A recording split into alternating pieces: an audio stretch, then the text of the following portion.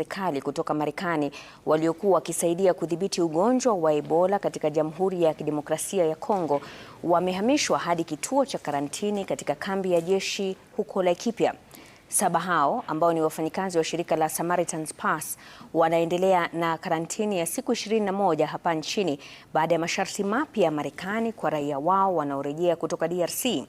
Na kama anavyotuarifu Emily Chebet, serikali ya Kenya haijatoa taarifa yoyote kuhusiana na ripoti hizo.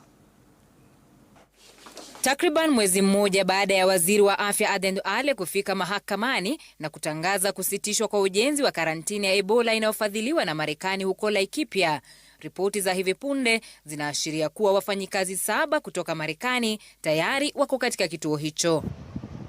Shirika la Samaritan's Pass, mojawapo wa mashirika makubwa ya kijamii yanayotoa msaada kwa wananchi wanaokumbwa na Ebola nchini DRC, limeiambia shirika la Reuters kuwa wafanyikazi wake 7 wako karantini katika kambi ya kijeshi eneo la Laikipia nchini Kenya. Kulingana na kiongozi wa shirika hilo Franklin Graham, wafanyikazi hao walisafirishwa nchini Kenya kufuatia masharti ya Marekani ya kuwataka raia wao ambao wanatoka DRC kujitenga katika taifa lingine kwa wiki 3 kabla ya kuelekea Marekani. Kulingana na Graham, 7 hao hata hivyo hawajaonyesha dalili zozote za ugonjwa wa Ebola, lakini wanazingatia taratibu za afya na usafiri zilizowekwa na serikali ya Marekani.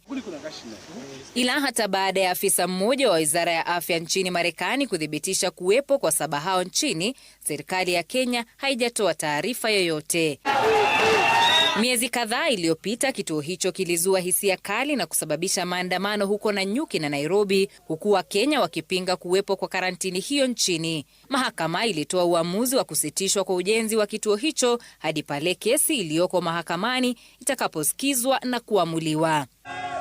Emily Chebet, Runinga ya Citizen. Baraza la wazee wa jamii ya Maa wametishia